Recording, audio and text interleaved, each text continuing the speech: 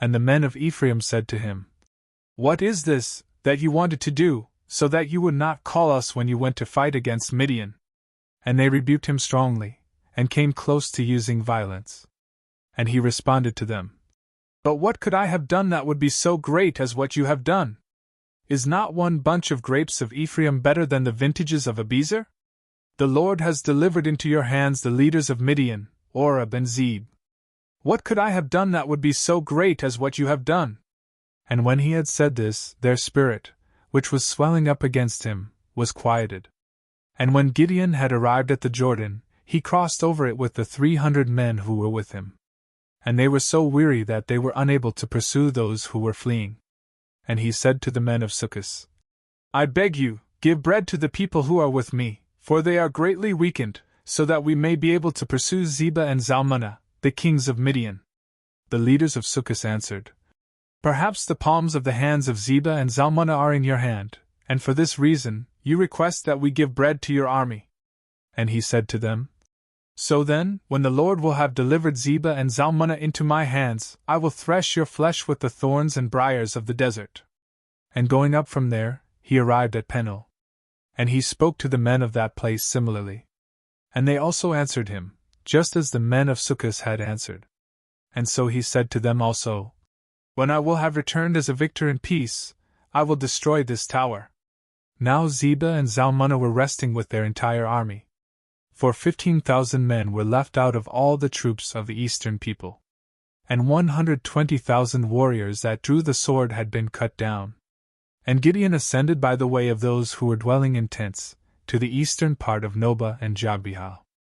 And he struck the camp of the enemies, who were confident and were suspecting nothing adverse. And Zebah and Zalmunna fled. And Gideon pursued and overtook them, sending their entire army into confusion. And returning from the war before sunrise, he took a boy from among the men of Succoth. And he asked him the names of the leaders and elders of Succoth. And he described 77 men. And he went to Succoth, and he said to them, "Behold Zebah and Zalmunna, over whom you rebuked me, saying, Perhaps the hands of Zebah and Zalmunna are in your hands, and for this reason you request that we give bread to men who are languishing and weakened." Therefore he took the elders of the city, and using the thorns and briars of the desert, he threshed them with these, and he cut the men of Succoth to pieces.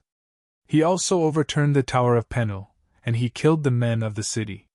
And he said to Zebah and Zalmunna, "What kind of men were those whom you killed at Tabor?" They responded, "They were like you, and one of them was like the son of a king." He answered them, "They were my brothers, the sons of my mother. As the Lord lives, if you had preserved them, I would not kill you." And he said to Jether, his firstborn son, "Rise up, and put them to death." But he did not draw his sword, for he was afraid, being still a boy. And Zebah and Zalmunna said, "You should rise up and rush against us. For the strength of a man is in accord with his age." Gideon rose up, and he killed Zebah and Zalmunna. And he took the ornaments and studs, with which the necks of the royal camels are usually adorned. And all the men of Israel said to Gideon, "You should rule over us, and your son, and your son's son. For you freed us from the hand of Midian." And he said to them, "I will not rule over you. Neither shall my son rule over you. Instead, the Lord shall rule over you." And he said to them, "I petition one request from you. Give me the earrings from your spoils." For the Ishmaelites were accustomed to wear gold earrings. They responded, "We are very willing to give them." And spreading a cloak on the ground, they cast upon it the earrings from the spoils. And the weight of the earrings that he requested was 1,700 shekels of gold, aside from the ornaments, and necklaces, and purple garments, which the kings of Midian were accustomed to use, and aside from the gold chains on the camels. And Gideon made an ephod from these, and he kept it in his city, Ophrah.